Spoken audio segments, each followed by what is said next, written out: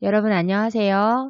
요양보 강론 신체활동 지원 파트 이론과 실기를 한 번에 준비할 수 있는 그런 요양보호사 쪽집게 문제를 들고 왔습니다. 이번 쪽집게 문제는요.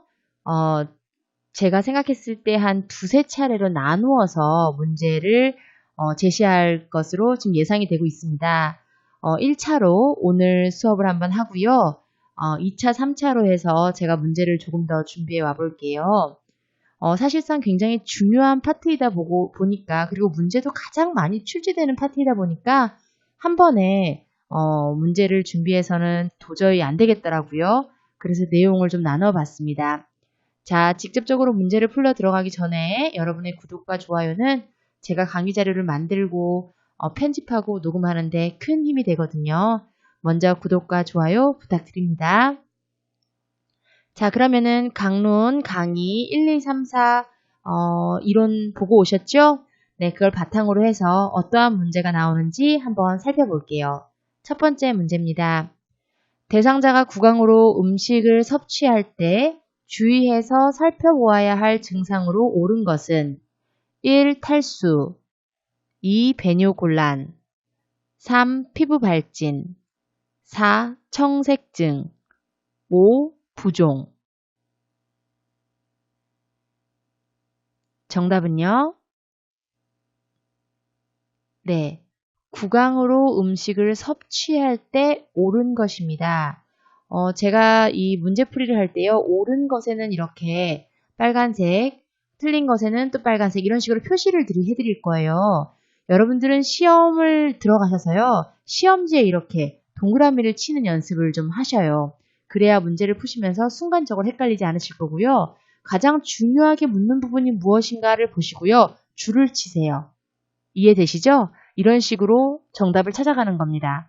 정답은 4번 청색증이에요.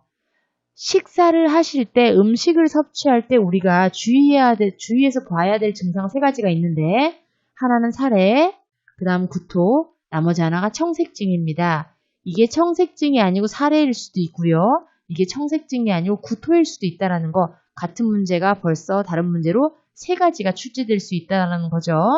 여러분들 기억하시기 바랍니다. 두 번째, 노인 대상자의 영양 부족 상태를 알 수 있는 지표로 옳은 것은 1. 영양제 복용 2. 연하곤란 상처 회복의 지연 3. 사회적으로 고립 4. 두갑 이상의 흡연 5. 적은 식사량 정답은요?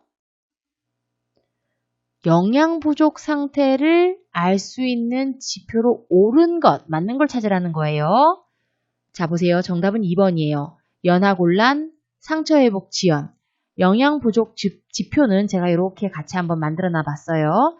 체중 감소, 신체 기능의 저하, 식욕 부진, 오심, 연하곤란 뭐 이런 게 쭉 있죠. 여기 보시면 연하곤란 있죠. 5번째. 그리고 상처회복 지연이 있어요. 이런 게 보인다면 우리가 뭘 알 수 있다고요? 아, 영양이 지금 좀 부족하구나. 아, 이게 영양 부족의 지표구나 라는 걸 아셔야 돼요. 자, 나머지 이런 게 물론 다 좋은 거 아니죠. 그렇지만 영양 부족과 직접적으로 연관이 있다고 볼 수는 없어요. 자, 그렇고 이 연하곤란을 제외하고 체중 감소가 들어가도 정답이고 이 2번을 제외하고 식욕 부진이 들어가도 정답일 수도 있는 거예요. 그래서 자, 이런 지표를 여러분들이 한 번 더 살펴보시기 바랍니다. 대상자가 3번입니다. 대상자가 식사를 할 때의 자세로 옳은 것은 1. 의자에 앉을 때 턱은 살짝 높인다. 2. 의자의 높이는 발바닥이 바닥에 닿아야 한다. 3. 팔걸이가 없어야 이동이 편리하다. 4. 의자에는 살짝 걸쳐 앉는다. 5. 식사할 때 식탁은 대상자의 가슴 높이로 한다. 정답은요? 네, 정답은 2번. 의자의 높이가 발바닥이 바닥에 닿아야 한다. 안정감을 줄 수 있죠. 식사를 할 때 자세, 이걸 찾는 거예요. 그것 중에 어떤 거요? 옳은 거요. 자, 그럼 나머지는 왜 틀렸나 한번 볼게요. 턱은 살짝 높인다. 이 부분이 틀렸습니다. 어떻게 해야 돼요? 앞으로 숙여야 돼요. 팔걸이가 없어야 한다. 이 부분이 틀렸어요. 등받이나 팔걸이가 있으면요. 훨씬 더 어르신들이 안정되게 앉을 수가 있어요. 살짝 걸쳐 앉는다. 이 부분이 틀렸어요. 의자는 깊숙이 앉으셔야 더 안정성이 높습니다. 식사할 때 식탁은 대상자의 가슴 높이로 한다. 가슴 높이가 틀렸어요. 배꼽 높이가 맞습니다. 다시 한 번 더 말씀드리지만요. 여러분들이 문제를 푸실 때 내가 봐야 될 파트 그리고 옳은지 틀린지 동그라미 치시면서 문제를 푸시고 모르겠다 하실 때는 왜 이게 옳은 건지 왜 틀린 건지를 하나씩 이렇게 적어가시면서 하시면요. 훨씬 더 정확한 정답을 뽑아내실 수가 있어요. 자, 다음번 4번으로 가볼게요. 편마비 대상자가 침대에서 식사하는 자세로 옳은 것은 침대에 머리를 낮춘다. 편마비 자세를 똑바로 눕힌다. 자, 건강한 쪽에 베개나 쿠션을 넣어 지지해준다. 건강한 쪽을 위로 하여 약간 옆으로 누운 자세를 취한다. 건강한 쪽을 아래로 하여 약간 옆으로 누운 자세를 취한다. 정답은요? 자, 여기서도 뭘 물어보는지를 봐야 되죠. 편마비 대상자가 침대에 식사하는 자세를 묻는 거예요. 그 중에서 어떤 거요? 옳은 거요. 자, 정답은 5번. 건강한 쪽을 아래로 하여 약간 옆으로 누운 자세를 취한다가 정답입니다. 자, 그런데 나머지는 그럼 뭐가 틀렸을까? 침대 머리를 낮춘다 아니에요. 침대는 약간 높이고요. 편마비 자세를 똑바로 눕힌다 아니에요. 약간 옆으로 누인 자세를 하고요. 건강한 쪽에 베개를 두는 것이 아니라 마비된 쪽에 베개를 지지합니다. 건강한 쪽을 위로 한다가 아니라 아래로 하는 거예요. 그래서 정답은 건강한 쪽을 아래로 하여 약간 옆으로 누운 자세를 취한다가 정답이 되겠습니다. 5번. 대상자가 식사를 할 때 사례가 들리거나 숨을 쉬지 못하는 경우 요양보호사의 행동으로 옳은 것은 1. 대상자의 복부를 마사지 해준다. 2. 머리를 다리보다 낮게 해준다. 3. 대상자에게 호흡을 다시 가다듬게 한다. 4. 간호사나 관리 책임자에게 보고한다. 5. 대상자가 숨을 제대로 쉴 때까지 기다려준다. 정답은요? 간호사나 관리 책임자에게 보고한다. 식사를 즉각 중단하고 간호사나 관리 책임자에게 보고한다. 동일한 말입니다. 사례가 들리거나 숨을 쉬지 못하는 경우 요양보호사가 해야 할 행동으로 옳은 것을 그러면 사례가 걸리거나 숨을 쉬지 못하는 경우 요양보호사의 행동 옳은 거 복부 마사지 해주는 거 아니죠. 머리를 다리보다 낮게 아니죠. 호흡을 다시 가다듬어야 하는 거 아니에요. 제일 중요한 거는요. 식사를 중단시키고요. 바로 간호사와 관리 책임자에게 보고하는 것이 중요합니다. 숨을 제대로 쉴 때까지 기다리는 것도 물론 아니죠. 6번 비위간의 영양액이 너무 빠르게 주입되거나 진한 농도가 주입되면 나타날 수 있는 증상은 무엇인가? 1. 변비 2. 혈변 3. 설사 4. 점액변 5. 지방변 정답은요? 네, 정답은 설사입니다. 비위간의 영양액이 너무 빨리 들어가거나 혹은 너무 진한 농도가 주입되면 우리 수업 때도 기억나시죠? 어떤 증상이 나타난다 그랬죠? 나타날 수 있는 증상은 설사 같은 것들이 나타날 수가 있다. 어르신이 비위간으로 영양액이 들어가는데 설사를 본다라고 하시면 이게 지금 너무 진한 농도가 들어가고 있구나 라고 예상해 보실 수가 있겠습니다. 7번 대상자의 복약 돕기 시 주의해야 할 사항으로 옳은 것은 1. 약을 잘못 복용했을 경우 관찰만 해준다. 2. 유효기간이 지난 약은 냉장 보관한다. 3. 처방된 약 이외의 약은 섞어주지 않는다. 4. 약을 삼키지 못하는 경우 갈아준다. 5. 큰 약은 삼키기 어려우니 쪼개어준다. 정답은요? 네, 약은 처방된 약 이외의 약은 섞어주지 않아요. 자, 복약 돕기 시 주의해야 할 사항을 보는 건데 어떤 걸 보는 거라고요? 옳은 걸 찾는 거예요. 그럼 나머지는 왜 또 틀렸는지 볼게요. 관찰만 해준다? 아니에요. 혹시 약을 잘못 복용했다면요, 보고를 해주셔야 돼요. 유효기간이 지났냐? 그냥 보관한다? 아니에요. 바로 폐기하셔야 됩니다. 약을 삼키지 못하는 경우 갈아준다? 안 돼요. 의료진한테 물어봐야 돼요. 이게 계속 삼키질 못하시는데 갈아줘도 되는 건지 아닌 건지 물어야 되죠. 큰 약을 삼키기 어려우니 내가 쪼개어준다? 아닙니다. 가급적 약국에서 처방한 약 그대로 드리는 게 옳은 자세입니다. 다음 문제 8번입니다. 대상자에게 안연고를 투약하는 방법으로 옳은 것은 1. 연고 개봉 후 처음 나온 약물부터 바로 사용한다. 2. 투약 후에는 대상자의 눈을 감기고 안구는 고정한다. 3. 상부 결막낭의 바깥쪽에서 안쪽으로 2cm 짜 넣는다. 4.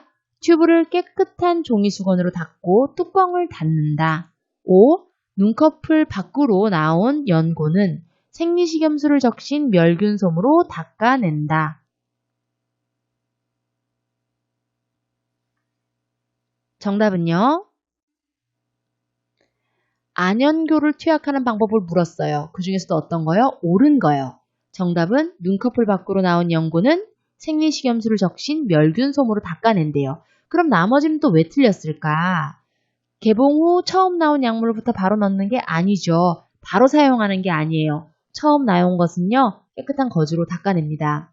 투약 후에는 대상자의 눈을 감기고 안구는 고정한다. 이 고정이 틀렸어요. 안구는 움직이셔야 됩니다.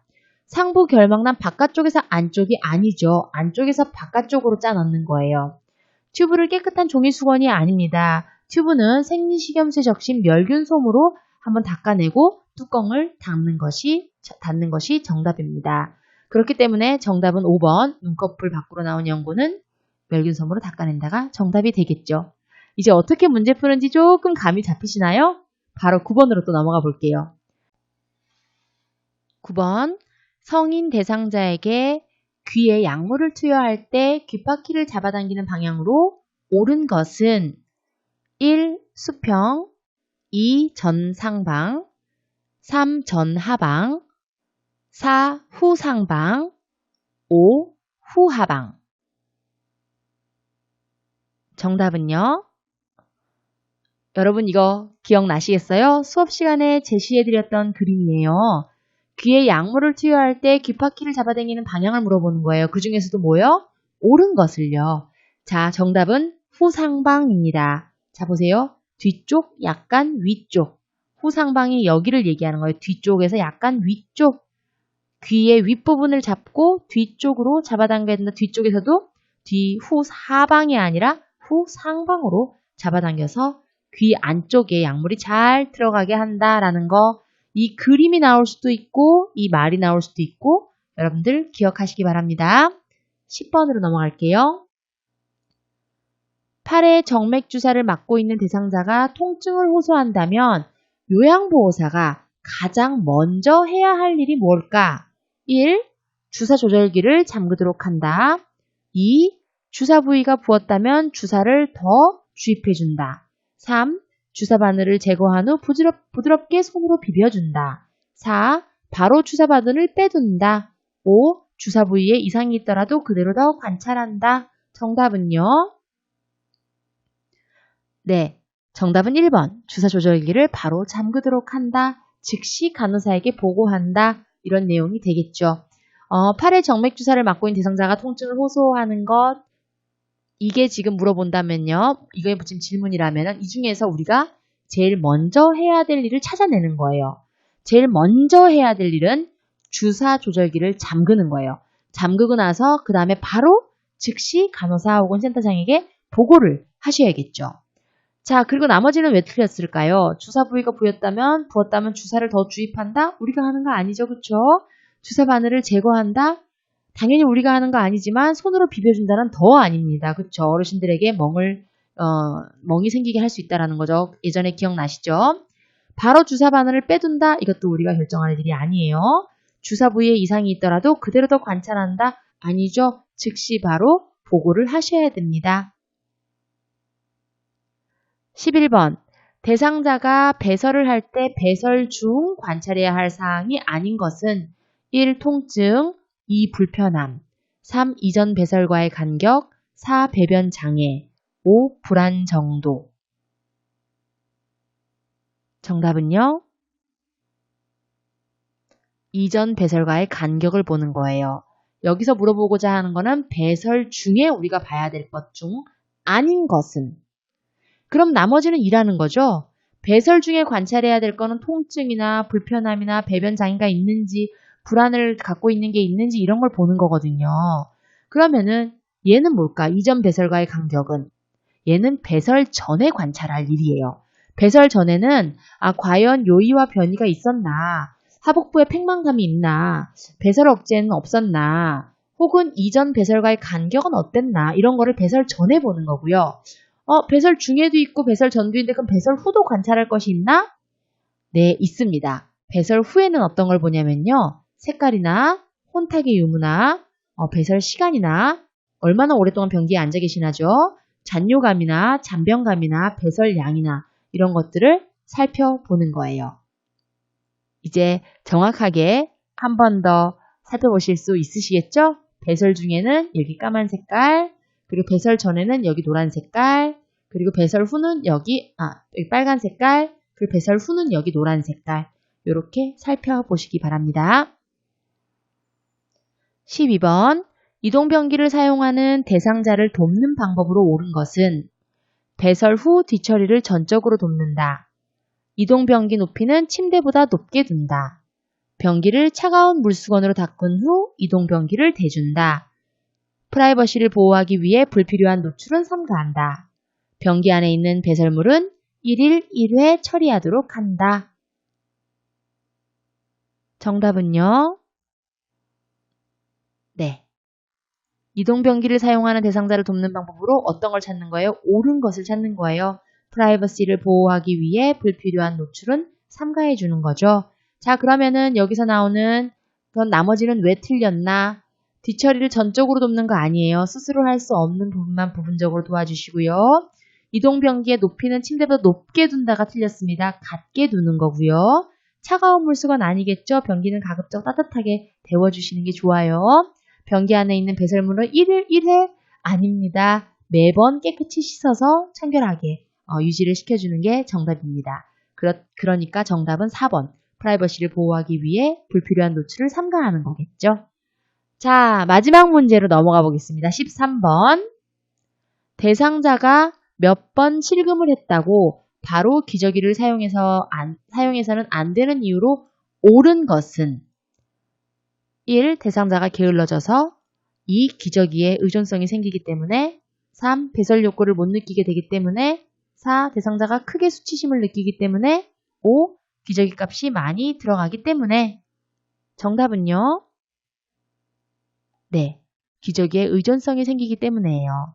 바로 기저귀를 사용해서 안 되는 이유는요. 우리가 갑자기 기저귀를 사용하면서 의존성이 생기게 될까봐 그것 때문에 그래요. 스스로 배설을 하는 경향이 사라지고 자꾸 이제 기저귀에 의존하게 되고 그리고 치매 증상이나 와상 상태가 오히려 이 기저귀를 사용함으로 인해서 내가 조절하려는 생각, 움직이려는 생각 자체를 더 안 하시니까 더욱 심해질 수도 있습니다.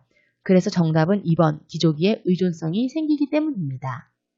자, 여기까지 1번에서 13번 요양보호 강론 첫 번째로 제가 문제풀이를 좀 준비해 봤어요. 다음번 수업에서도요, 여러분들이 이 문제풀이를 조금 더 할 수 있도록 제가 2파트, 3파트로 좀 나누어서 좀 다양한 문제를 가져와 보도록 할게요.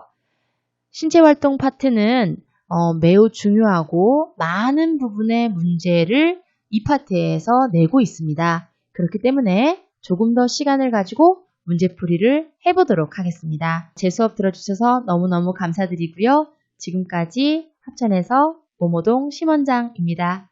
들어주셔서 감사합니다.